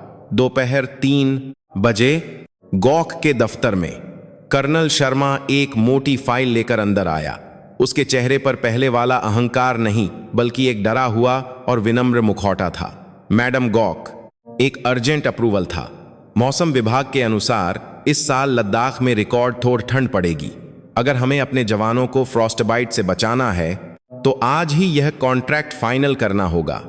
आरोही ने खामोशी से अपना चश्मा ठीक किया और फाइल ले ली। वह छोटे छोटे नंबरों और जटिल अकाउंटिंग शब्दों से भरी थी। कोई भी सामान्य कमांडर चीफ ऑफ स्टाफ की बात पर भरोसा करके दस्तखत कर देता। कर्नल शर्मा, मन ही मन गिनती गिन रहा था। 3 ई साइन करो जल्दी। लेकिन आरोही का हाथ नहीं हिला। वह पहले पन्ने से एक एक लाइन उंगली रखकर पढ़ने लगी। 5 मिनट, 10 मिनट, 30 मिनट। दफ्तर में सिर्फ पन्ने पलटने की आवाज थी। कर्नल शर्मा के माथे पर पसीना आ गया। मैडम, कंपनी की तरफ से डेडलाइन का दबाव है। मैंने सब कुछ चेक कर लिया है, आप मुझ पर भरोसा। कर्नल शर्मा। आरोही ने फाइल से नजरें हटाए बिना उसे पुकारा। यह कंपनी हिमालयन सप्लायर्स, इसका पता लद्दाख के एक गांव का है। जहां तक मुझे याद है वहां सिर्फ खाली खेत हैं। बिना गोदाम वाली कंपनी 3 लाख लीटर तेल कैसे सप्लाई करेगी? कर्नल शर्मा का दिल बैठ गया। वो हेड ऑफिस दिल्ली में है, यह सिर्फ एक कॉन्टैक्ट ऑफिस है। शायद कागजों में गलती हो गई। गलती? और यहां गर्म जैकेट का रेट बाजार से 30% ज्यादा है। लिखा है कि स्पेशल मटेरियल है, लेकिन बिना इसी मार्क वाले प्रोडक्ट को आर्मी स्टैंडर्ड का कैसे मान लिया? आरोही की नजरें चश्मे के पार से चमक रही थीं। वह सिर्फ पढ़ नहीं रही थी, वह नंबरों और लाइनों के बीच छिपे झूठ को पकड़ रही थी। वो जल्दी में सप्लाई लेने के चक्कर में थोड़ा प्रीमियम लग गया। कर्नल शर्मा हकलाने लगा। आरोही ने फाइल को धड़ाम से बंद कर दिया। वह आवाज कर्नल शर्मा के सीने पर गोली की तरह लगी। तुमने मुझे बेवकूफ समझा है? आरोही अपनी जगह से उठी। उसने अपनी अलमारी से एक मोटी कानून की किताब और आर्मी सप्लाई रेगुलेशन की बुक निकालकर शर्मा के सामने फेंक दी। मैं जब 9 पैरा SF में थी तो सिर्फ ऑपरेशन नहीं करती थी। दुश्मन के इलाके में बिना सप्लाई के जिंदा रहने के लिए मैंने सप्लाई मैनेजमेंट को बहुत करीब से सीखा है। और यहां आने से पहले मैंने पिछले 1 हफ्ते में 22वीं डिवीजन के 10 साल के अकाउंट्स को रट लिया है। कर्नल शर्मा के पैर कांपने लगे। वह सिर्फ एक योद्धा नहीं थी, वह बुद्धि, बल और ज्ञान का संगम एक दैत्य थी। मेरे पीछे आओ। आरोही आगे आगे दफ्तर से निकली। कर्नल शर्मा एक कसाई के पीछे जाते जानवर की तरह लड़खड़ाता हुआ उसके पीछे चला। वे जवान मेज की तरफ गए। रात के खाने की तैयारी चल रही थी। आरोही ने मेज के पीछे बने स्टोर के फ्रीजर की तरफ इशारा किया, जिस पर ताला लगा था। खोलो इसे। मैडम, वहां सफाई के कारण सिर्फ अधिकृत लोग। खोलने को कहा मैंने। आरोही की दहाड़ पर एक जवान कांपते हुए ताला खोलने लगा। फ्रीजर के अंदर से एक सड़ी हुई बदबू आई। आरोही बेझिझक अंदर गई और एक मटन का डिब्बा फाड़ा। एक्सपायरी डेट के लेबल पर दूसरा लेबल चिपकाया गया था। मांस काला पड़ चुका था। यह भी कर्नल शर्मा के सप्लाई चेन का ही कारनामा था। क्या यही तुम्हारा प्रीमियम क्वालिटी का राशन है? आरोही ने मांस का टुकड़ा कर्नल शर्मा की नाक के पास कर दिया। सड़ी हुई बदबू से दिमाग घूम गया। मेरे बच्चों जैसे जवानों को तुम यह कचरा खिलाते हो और पीछे से करोड़ों कमाते हो। क्या यही एक अफसर का काम है? गलती हो गई मैडम। सप्लायर ने धोखा दिया। मुझे नहीं पता था। कर्नल शर्मा घुटनों पर गिरकर गिड़गिड़ाने लगा। आरोही ने ठंडी नजरों से उसे देखा। नहीं पता था? तुम तो प्रशासन के माहिर हो। एक कागज देखने वाला आदमी यह नहीं जानता? ठीक है, साबित करो कि तुम्हें नहीं पता था। आरोही ने एक कुक को आदेश दिया, इस मांस को अभी भून कर लाओ। जी मैडम, यह खराब हो चुका है, इसे खाने से फूड पॉइजनिंग हो जाएगी। मुझे पता है, यह मैं नहीं खाऊंगी। कर्नल शर्मा खाएगा। कर्नल शर्मा का चेहरा काला पड़ गया। मैडम प्लीज मुझे बख्श दीजिए। खाओ, यह वही मांस है जिसे तुमने अप्रूव किया है। कह रहे थे ना कि टॉप क्वालिटी का है। पूरा खाओ, वरना आर्मी सप्लाई में गबन के आरोप में अभी तुम्हें मिलिट्री पुलिस के हवाले कर दूंगी। कुछ देर बाद एक प्लेट में बुरी तरह से महकता हुआ भुना मांस कर्नल शर्मा के सामने रखा गया। आरोही हाथ बांधकर उसे देख रही थी। कर्नल शर्मा ने कांपते हाथों से एक टुकड़ा उठाया और मुंह में डाला। हर कौर के साथ उसे उल्टी आ रही थी, लेकिन आरोही की नीली आंखों के डर से वह थूक भी नहीं सकता था। वह रोते बिलखते हुए उस सड़े मांस को निगल गया। यह उसके अपने लालच का नतीजा था। आरोही ने उसे आखिर तक देखा। याद रखना इस घिनौने स्वाद को, यही तुम्हारे गुनाहों का स्वाद है। आरोही बिना पीछे देखे मेज से निकल गई। पीछे से कर्नल शर्मा के जमीन पर गिरकर उल्टी करने की आवाज आई। यह कार्टेल के दिमाग कर्नल राकेश शर्मा की आत्मा के टूटने की आवाज थी। सड़ा हुआ मांस खाने के बाद अस्पताल में भर्ती हुआ कर्नल राकेश शर्मा 2 दिन बाद वापस आया। उसका चेहरा आधा रह गया था, लेकिन सबसे बड़ी बात यह थी कि उसकी आंखों में अब कोई बगावत नहीं बची थी। आरोही का खौफ उसकी हड्डियों में बस गया था, लेकिन उसका इंतजार एक और बड़ा जहन्नुम कर रहा था। गॉक के दफ्तर से बुलावा आया। जब शर्मा लड़खड़ाते हुए अंदर गया तो वहां आरोही के साथ 3 अजनबी सूट बूट वाले लोग बैठे थे। वे आर्मी हेडक्वार्टर की विजिलेंस टीम थे और उनके साथ लीगल अफसर लैपटॉप खोले बैठा था। सेहत ठीक है अब, चीफ ऑफ स्टाफ? आरोही ने चाय का कप रखते हुए धीरे से पूछा। जी, आपकी मेहरबानी से। अब जब सेहत ठीक हो गई है तो हिसाब किताब कर लें। आरोही के इशारे पर लीगल अफसर ने स्क्रीन ऑन की। उस पर कर्नल शर्मा के रिश्तेदारों के बैंक खाते और हिमालयन सप्लायर्स को गए पैसे का पूरा फ्लोचार्ट बना हुआ था। पिछले 3 सालों में तुमने आर्मी सप्लाई से जो की प्लास गए कियास को गबन किया है वह कुल 3 करोड़ रुपए है, और हमें यह भी पता है कि उसका कुछ हिस्सा कहां गया। फ्लोचार्ट का अंत ब्रिगेडियर विक्रम सिंह चौहान पर नहीं, बल्कि उसकी पत्नी द्वारा चलाई जा रही एक आर्ट गैलरी के नाम पर खरीदी गई महंगी पेंटिंग्स पर जाकर खत्म हो रहा था, जिसके जरिए पैसे को सफेद किया गया था। कर्नल शर्मा का मुंह खुला रह गया। उसने चौहान को हिस्सा दिया था, लेकिन उसे नहीं पता था कि इतने पक्के सबूत भी मौजूद हैं। तुम खुद को बहुत चालाक समझते थे, लेकिन हर चोर पकड़ा जाता है, खासकर तुम्हारा साला। उसकी जुबान बहुत हल्की है। मिलिट्री पुलिस ने उसे एक प्लेट बिरयानी खिलाई और उसने सब कुछ उगल दिया। कर्नल शर्मा के पैरों से जान निकल गई, सब खत्म हो गया था। तुम्हें एक मौका देती हूं, या तो सारा इल्जाम अपने सिर पर लेकर 15 साल जेल में सड़ो, या फिर असली सरगना का नाम बताकर अपनी सजा कम करवा लो। कर्नल शर्मा की आंखें भटकने लगीं। तभी आरोही की मेज पर रखा फोन बजा। स्पीकर पर रखे फोन से एक जानी पहचानी आवाज आई। ब्रिगेडियर विक्रम सिंह चौहान की। जय हिंद मैडम गॉक, मैं ब्रिगेडियर चौहान बोल रहा हूं। क्या कर्नल शर्मा वही हैं? आरोही ने शर्मा को चुप रहने का इशारा करते हुए जवाब दिया। हाँ, यही हैं, विजिलेंस टीम भी यही है। ओह, तो मुश्किल हो गई। मैडम, मैं उस आदमी से तंग आ गया हूं। मैंने उसे कितनी बार समझाया कि ईमानदारी से काम करो, लेकिन उसने मेरी आंखों में धूल झोंक कर यह सब किया। मुझे इस बारे में कुछ नहीं पता था। आप नियमों के हिसाब से उसे कड़ी से कड़ी सजा दीजिए। मैं अपने मातहत को भी नहीं बख्श सकता। फोन के दूसरी तरफ की आवाज बेहद शांत थी। यह पल्ला झाड़ने की कोशिश थी। चौहान ने शर्मा को पूरी तरह से कुर्बान करके खुद को बचाने का रास्ता निकाल लिया था। कर्नल शर्मा का चेहरा धोखे के गुस्से से लाल हो गया। उसने 10 साल तक चौहान के कुत्ते की तरह काम किया था, गंदे पैसे का हिसाब रखा, हर मुश्किल से उसे बचाया, और आज उसे एक झटके में फेंक दिया गया। आरोही ने एक ठंडी मुस्कान के साथ शर्मा को देखा। सुना, तुम्हारा मालिक तुम्हारे बारे में क्या सोचता है? कर्नल शर्मा की आंखों से आंसू बह निकले। यह पश्चाताप के नहीं, बल्कि गुस्से और बेबसी के आंसू थे। उसने कांपते होठों को चबाते हुए चिल्लाया, हरामखोर, मैंने उसे कितना पैसा पहुंचाया है? शर्मा लीगल अफसर की तरफ लपका और लैपटॉप पकड़ लिया। मैं सब बताऊंगा, एक एक चीज बताऊंगा। असली लेजर बुक मेरे बंगले में बिस्तर के गद्दे के नीचे है, और चौहान के कहने पर बनाए गए फर्जी प्रमोशन ऑर्डर, रिश्वत की लिस्ट, सब कुछ मेरी पेन ड्राइव में है। एक ढहते हुए बांध की तरह सारे राज बाहर आ गए। आरोही ने संतुष्टि से सिर हिलाया। कर्नल राकेश शर्मा का दिमाग खुद ही तबाह हो गया था, और साथ ही ब्रिगेडियर चौहान को खत्म करने का सबसे बड़ा हथियार भी हाथ लग गया था।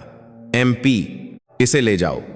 कर्नल शर्मा को उसके रैंक के सितारे नोच कर ले जाया गया, लेकिन उसका चेहरा अब शांत था। उसकी आंखों में अकेला नहीं मरूंगा वाली जिद थी। अब सिर्फ एक ही बचा था। इस सारी बुराई की जड़ डिप्टी गॉक, ब्रिगेडियर विक्रम सिंह चौहान। आरोही ने खिड़की से बाहर देखा। डिप्टी गॉक के दफ्तर की बत्ती जल रही थी।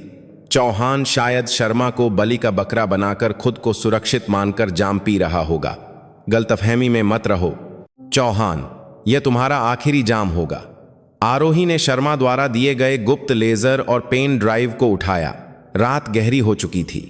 हिमालयन वॉरियर्स डिवीजन पर छाया अंधेरा थोड़ा थोड़ा छोंट रहा था, लेकिन इस अंधेरे को पूरी तरह खत्म करने के लिए सबसे बड़ी परछाई को मिटाना बाकी था। अगली सुबह पूरी डिवीजन में हलचल थी। बटालियन कमांडर के बाद चीफ ऑफ स्टाफ की गिरफ्तारी की खबर बिजली की तरह फैल गई। जवान खुश थे और भ्रष्टाचार में शामिल अफसर डर से कांप रहे थे। ब्रिगेडियर चौहान ने ऑफिस आकर खाली चीफ ऑफ स्टाफ का दफ्तर देखा तो उसे एक अजीब सी बेचैनी हुई। कर्नल शर्मा पकड़ा गया था, यह उसे पता था, लेकिन गोख आरोही सिंह राठौड़ बहुत शांत थी। न वह उससे बहस करने आई, न ही कोई नोटिस भेजा। शर्मा ने मेरा नाम तो लिया होगा, क्या उसके पास सबूत नहीं है या वो डर गई? चौहान बेचैनी से कमरे में टहलने लगा। उसने अपनी पहुंच का इस्तेमाल करके आर्मी हेडक्वार्टर और रक्षा मंत्रालय में अपने दोस्तों से संपर्क करने की कोशिश की, लेकिन सब उसका फोन टाल रहे थे, जैसे वह कोई छूत का मरीज हो। मुझे अलग थलग किया जा रहा है। तब चौहान को समझ आया, आरोही उस पर कानूनी हमला नहीं कर रही थी, वह उसे सामाजिक और राजनीतिक रूप से पूरी तरह से अकेला कर रही थी। वह एक अजगर की तरह धीरे धीरे उसकी सांसें रोक रही थी। टक टक दरवाजे पर दस्तक हुई और आरोही बिना किसी को साथ लिए अकेली अंदर आई। उसके हाथ में एक पुराना फाइल लिखे ए नारा कवर था। मैडम गौक, बिना बताए क्या काम था? चौहान ने शांत रहने की कोशिश की, लेकिन उसकी आवाज कांप रही थी। एक कप चाय पीने आई थी। सीनियर। आरोही ने पहली बार उसे सीनियर कहा था, लेकिन यह सम्मान नहीं, एक ताना था। आरोही सोफे पर बैठकर फाइल कवर मेज पर रख दिया। कर्नल शर्मा जाते जाते एक तोहफा छोड़ गया है। मैंने सोचा अकेले देखना ठीक नहीं। चौहान की नजरें उस कवर पर जम गईं। वह समझ गया था कि इसके अंदर उसकी गर्दन काटने वाली तलवार है। सीनियर, मैं आपको सम्मान के साथ रिटायर होने का मौका दे रही हूं। खुद से वॉलंटरी रिटायरमेंट ले लीजिए। मैं इस फाइल को चुपचाप दफन कर दूंगी। यह कोई रहम नहीं था, यह एक आखिरी चेतावनी थी। लेकिन चौहान यह प्रस्ताव स्वीकार करने वाला इंसान नहीं था। उसने अपनी चौहान के तावस्को में कारकंता बार कर पूरी जिंदगी साजिशों में गुजारी थी। जब वह फांसता था तो वह अपने दांत दिखाता था। हा हा हा। आरोही सिंह राठौड़, तुम किसी गलतफहमी में हो। मैं विक्रम सिंह चौहान हूं। पूरी एनडीए लॉबी मेरे पीछे है। तुम क्या सोचती हो? तुम कागज के इन टुकड़ों से मुझे डरा लोगी। तुमने गलत छत्ते में हाथ डाल दिया है। चौहान का चेहरा एक राक्षस की तरह बिगड़ गया। वह अब भी अपनी ताकत के घमंड में था। आरोही ने एक अफसोस भरी नजर से उसे देखा और उठ खड़ी हुई। तो आप यह मौका ठुकरा रहे हैं। अफसोस है, मैंने छत्ते में नहीं, एक सड़े हुए पेड़ को काटने में हाथ डाला है। अब देखिए मधुमक्खियां अपना घर खोकर कितना तड़पती हैं। आरोही फाइल लेकर बाहर चली गई। दरवाजा बंद होते ही चौहान ने मेज पर रखा नेम प्लेट फेंक दिया। खचाक। शीशा टूटने की आवाज के साथ उसकी हांफती सांसों ने कमरे को भर दिया। ठीक है, देख लेते हैं कौन मरता है, आखिर तक लड़ेंगे। चौहान ने अपनी गुप्त तिजोरी से एक बेनामी फोन निकाला। उसने लोक पर तैनात एक पोस्ट पर फोन किया, जहां उसका एक वफादार अफसर तैनात था। मैं बोल रहा हूं, आज रात एक सिचुएशन बनाओ, बहुत बड़ी वाली। ऐसा लगना चाहिए जैसे असली मुठभेड़ हुई है। उसने एक ऐसा कदम उठाया था जो उसे नहीं उठाना चाहिए था। अपनी जान बचाने के लिए उसने देश की सुरक्षा को दांव पर लगा दिया था। विक्रम सिंह चौहान अब एक सैनिक नहीं, एक आतंकवादी बन चुका था। आरोही को जिस सबसे बुरे पलटवार का डर था वह शुरू होने वाला था। पूर्वी मोर्चे पर लॉक पर घना अंधेरा छाया हुआ था। चांद की रोशनी भी बादलों में छिपी थी। बारिश की बूंदें कंटीले तारों पर टप टप करके एक अशुभ संगीत की तरह बज रही थीं। ब्रिगेडियर चौहान के इशारे पर 22वीं रेजिमेंट की 3री बटालियन के एक कंपनी कमांडर कैप्टन वर्मा ने कांपते हाथों से एक ग्रेनेड की पिन को पकड़ा। सर, क्या यह सच में ठीक रहेगा? अगर पकड़े गए तो सीधा कोर्ट मार्शल और गोली मार दी जाएगी। उसके नायब सूबेदार ने डरी हुई आवाज में पूछा। कैप्टन वर्मा ने सूखी घूंट निगलते हुए चौहान द्वारा किए गए प्रमोशन और बड़ी रकम के वादे को याद किया। जब आंखों पर लालच का पर्दा पड़ा हो तो डर पीछे रह जाता है। चुप रहो, हम इसे पाकिस्तानी घुसपैठ दिखाएंगे। जैसे ही सिचुएशन बनेगी हम हीरो बन जाएंगे और वो सख्त औरत गौक जिम्मेदारी लेकर बर्खास्त हो जाएगी। समझे? कैप्टन वर्मा ने वायरलेस का बटन दबाया। अभी सिचुएशन बनी है। सामने अनजान हरकत देखी गई। पासवर्ड का जवाब नहीं मिला। फायरिंग शुरू। धड़ाम। वर्मा का फेंका ग्रेनेड बाढ़ के पार नो मैंस लैंड में फटा। धमाके के साथ मिट्टी का गुबार उठा। इसके साथ ही उसके 2 साथी जवानों ने हवा में अपनी आंख 47 से गोलियां दागनी शुरू कर दी। धाएं धाएं धाएं। शांत लॉक एक पल में गोलियों की आवाज से गूंज उठी। ट्रेसर बुलेट्स ने रात के आसमान को लाल कर दिया। उसी वक्त डिवीजन सिचर्स में अलार्म पागलों की तरह बजने लगा। अभी 22वीं रेजिमेंट सेक्टर में दुश्मन की घुसपैठ का संकेत मिला। हमारी पोस्ट पर मुठभेड़ जारी है। सिचर्स में अफरा तफरी मच गई।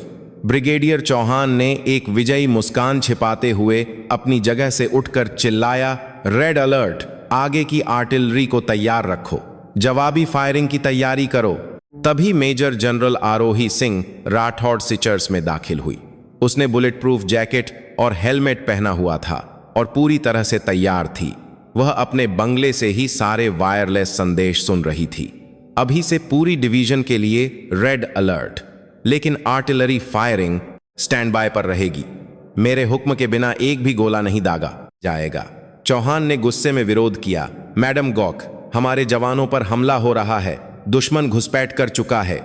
हमें तुरंत जवाबी हमला करके उन्हें रोकना होगा। देर की तो वे अंदर आ जाएंगे। बिना पुष्टि के दुश्मन पर तोप दागने का मतलब है खुली जंग। पहले स्थिति को समझना होगा। क्या बकवास है? फील्ड में गोलियां चल रही हैं और आप स्थिति को समझने की बात कर रही हैं। एक औरत के हाथ में कमान है, इसीलिए इतना डर रही हैं। हटिए, मैं कमांड संभालता हूं। चौहान ने आरोही को धकेलने की कोशिश की। सिचर्स में मौजूद अफसर जम गए। यह एक आपात स्थिति का फायदा उठाकर कमांड छीनने की कोशिश थी, लेकिन आरोही अपनी जगह से नहीं हिली। उसने बड़ी स्क्रीन की तरफ इशारा किया। डर? तुम्हें लगता है मैं डर गई हूं? उस स्क्रीन को ध्यान से देखो। आरोही ने जिस स्क्रीन की तरफ इशारा किया वह थर्मल इमेजिंग कैमरे की थी। काले सफेद स्क्रीन पर हमारी पोस्ट से निकलती गोलियों की गर्मी तो दिख रही थी, लेकिन बाढ़ के पार से आते किसी दुश्मन की कोई गर्मी नहीं थी। मुठभेड़ चल रही है, लेकिन दुश्मन की बंदूक की चमक नहीं दिख रही। हमारी किसी पोस्ट को नुकसान नहीं हुआ, कोई घायल नहीं है। ग्रेनेड फटा, लेकिन बाढ़ को कुछ नहीं हुआ। इसका क्या मतलब है? वो दुश्मन छिपकर गोली चला रहा होगा। छिपकर?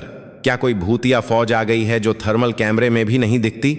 और हमारी गोलियों का पैटर्न देखो, वे किसी एक निशाने पर नहीं बल्कि हवा में बिखर रही हैं। यह जवाबी फायरिंग नहीं, अंधाधुंध फायरिंग है। आरोही का विश्लेषण ठंडा और सटीक था। यह 9 पैरा एसएफ में सैकड़ों लड़ाइयों से सीखा गया अनुभव था, जो झूठे युद्ध के मैदान को तुरंत पहचान लेता था। यह दुश्मन का हमला नहीं है, यह या तो अंदर की साजिश है या गलती से हुई फायरिंग है। क्या बकवास कर रही हैं? क्या आपको अपने फील्ड कमांडरों पर भरोसा नहीं है? मुझे है, अपनी आंखों और अपने फैसले पर। आरोही ने सिग्नल ऑपरेटर से माइक लिया। उस पोस्ट के कमांडर कैप्टन वर्मा, जवाब दो। मैं गॉक बोल रही हूं, दुश्मन की सही लोकेशन और संख्या बताओ। स्पीकर से वर्मा की हांफती आवाज आई। पीछे से गोलियों की आवाज अब भी आ रही थी। यहां दुश्मन की एक टुकड़ी बाढ़ पार करने की कोशिश कर रही है। हमें सपोर्ट फायर चाहिए। उसकी एक्टिंग बहुत खराब थी। आरोही ने ठंडी आवाज में कहा, झूठ मत बोलो। थर्मल इमेजिंग में दुश्मन की कोई हरकत नहीं है।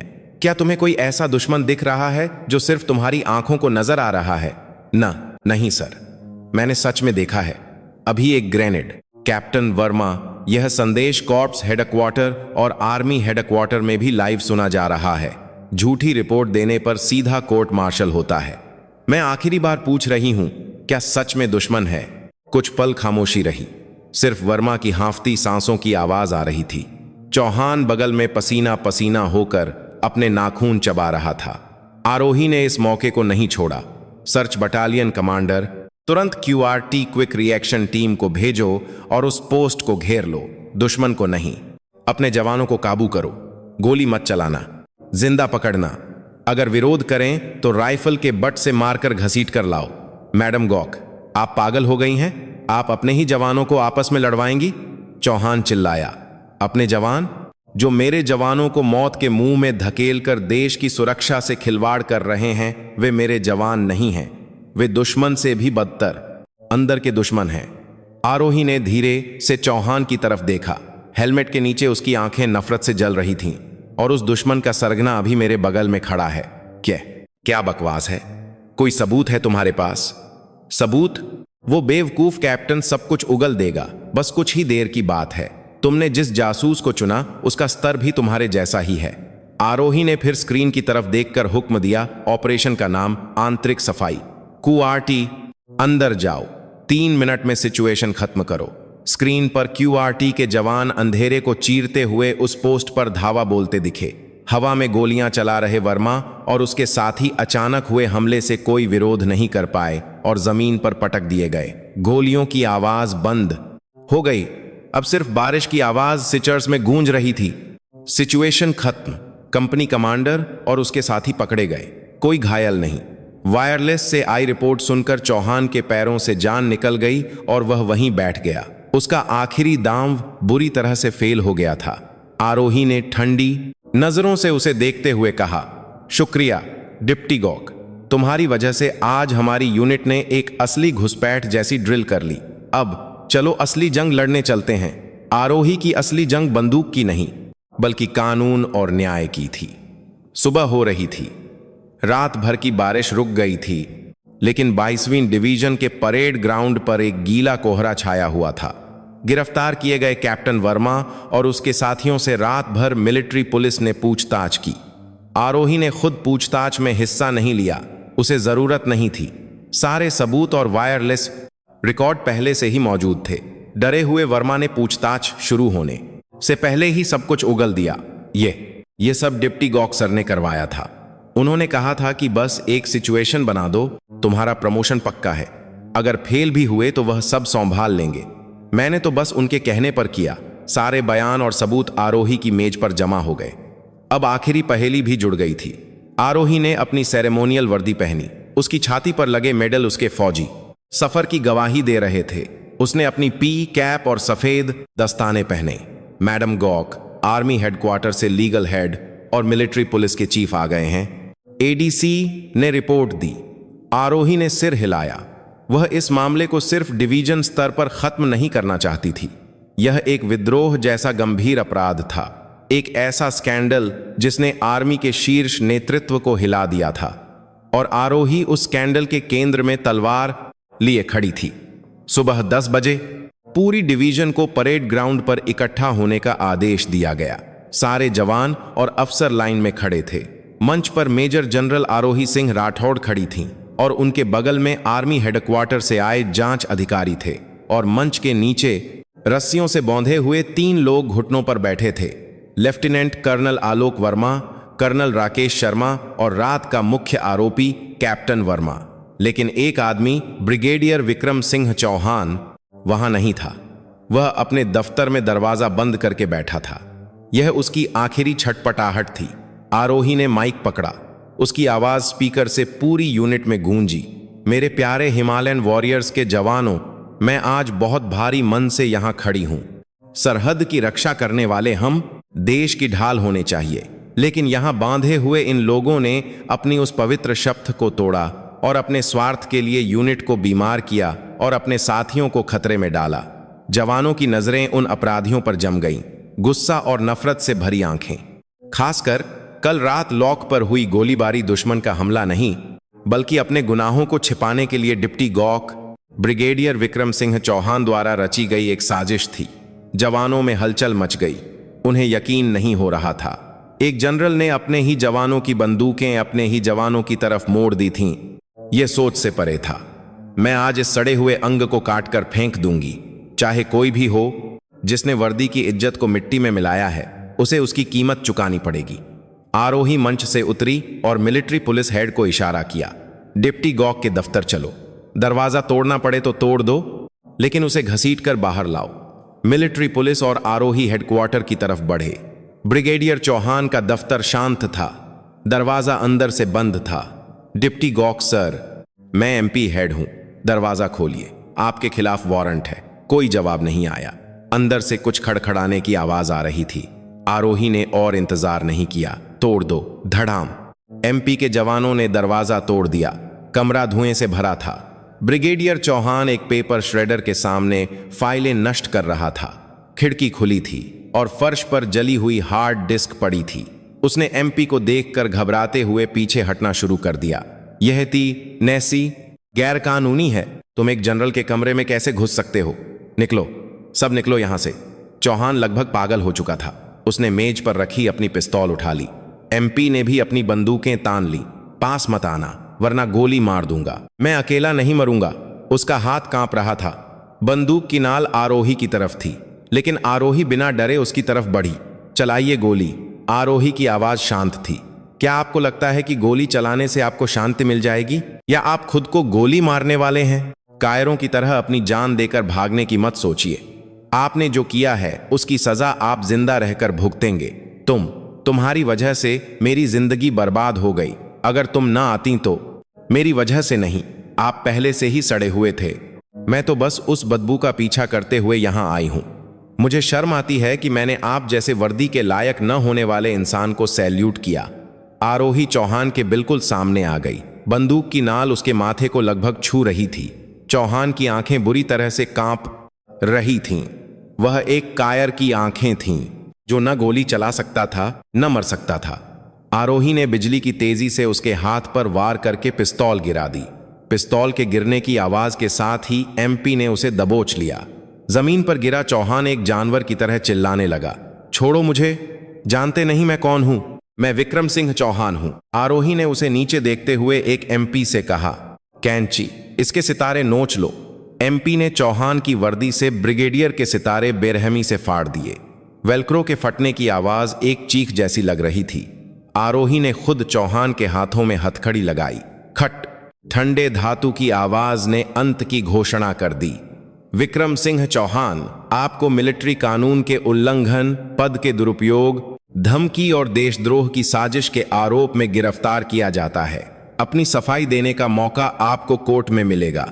चौहान ने सिर झुका लिया और सिसकने लगा। उसका अंत बहुत बुरा हुआ था। आरोही ने उसे ले जाने का आदेश दिया। गलियारे में जाते हुए चौहान की पीठ को देखते हुए आरोही ने एक गहरी सांस ली।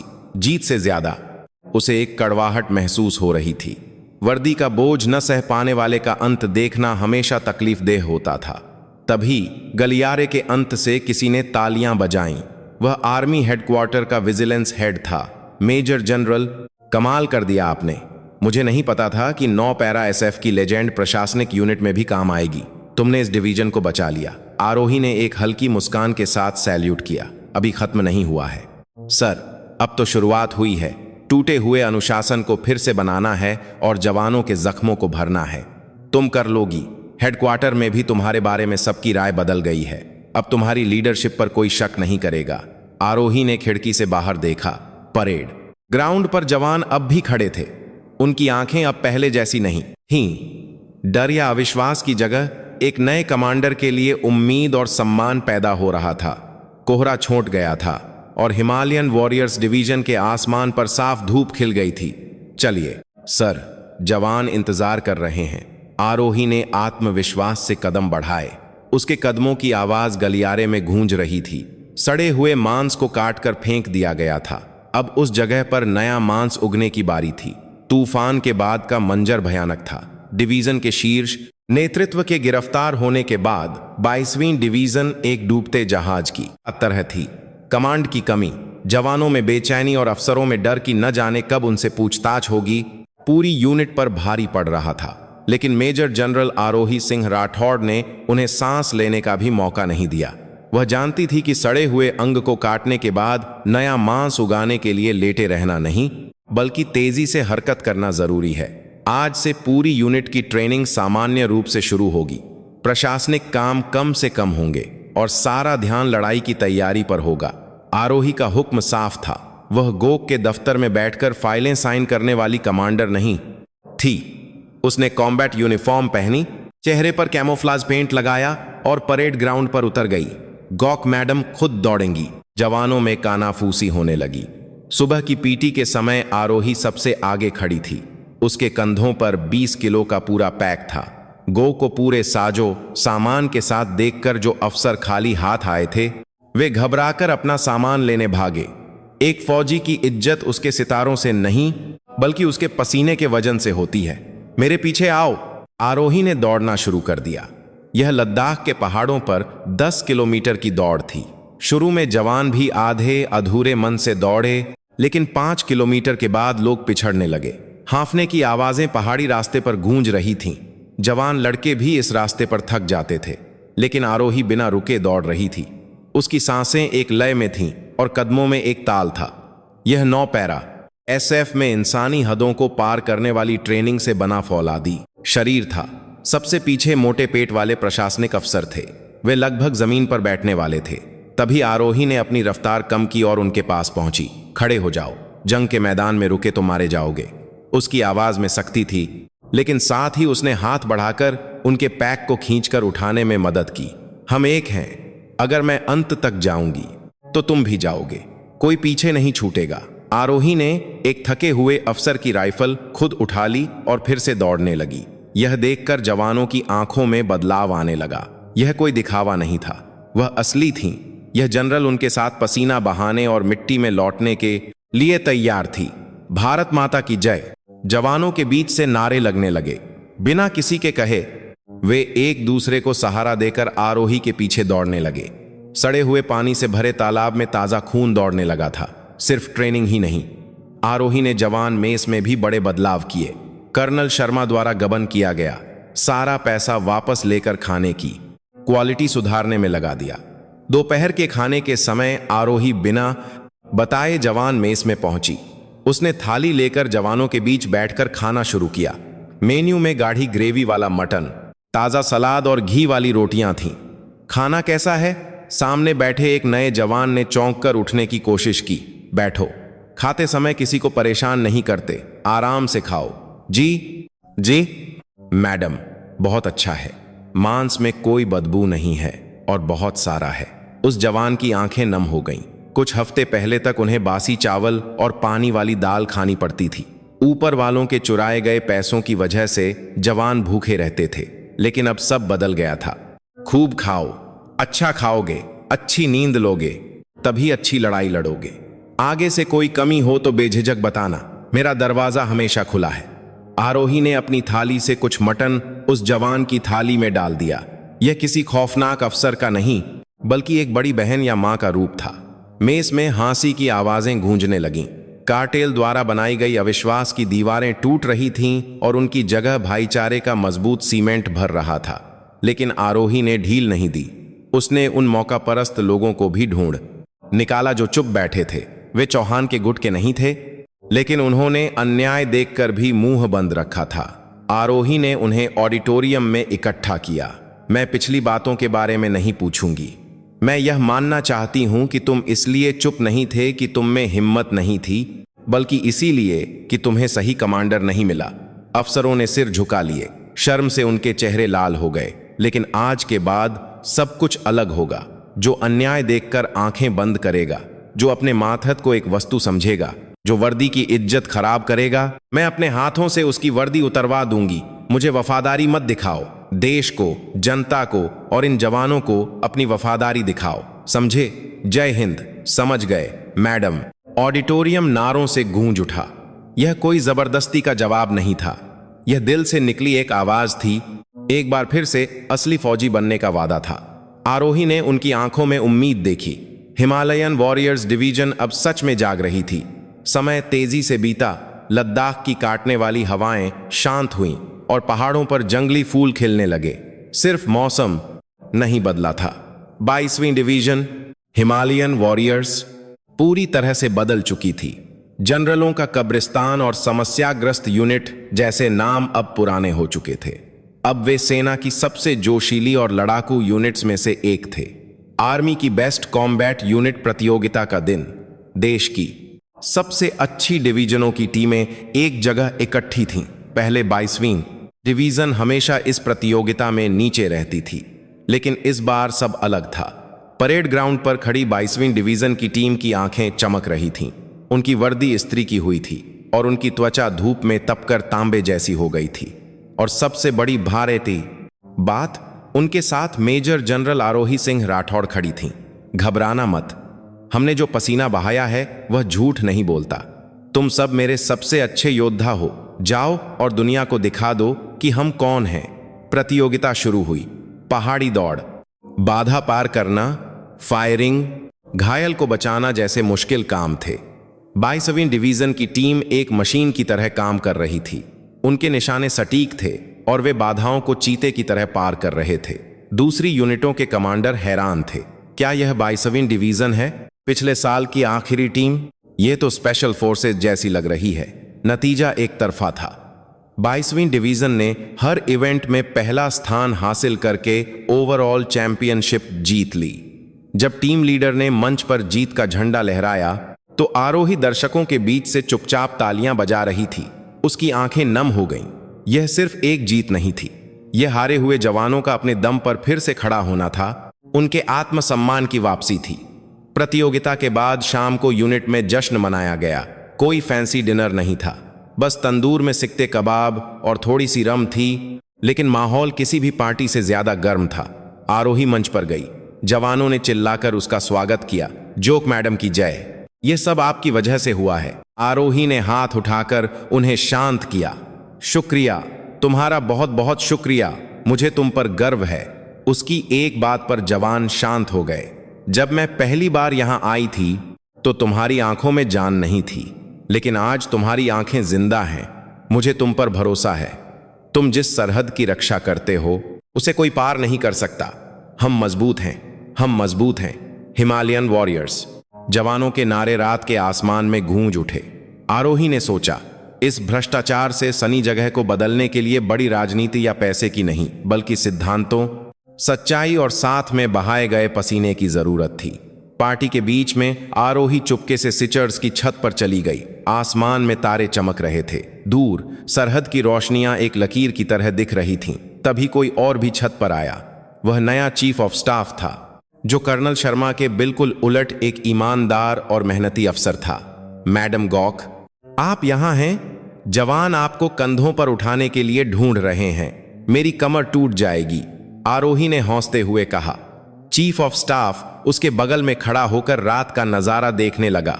मैडम, सच कहूं तो शुरू में मुझे बहुत चिंता थी। एक महिला कमांडर इस मुश्किल इलाके को कैसे संभालेगी, लेकिन मैं गलत था। आप मेरे देखे हुए सबसे मजबूत फौजी हैं। मजबूती जिस्मानी ताकत नहीं होती, यह जानना कि तुम्हें किसकी रक्षा करनी है और उसके लिए सब कुछ कुर्बान करने को तैयार रहना, यही असली मजबूती है।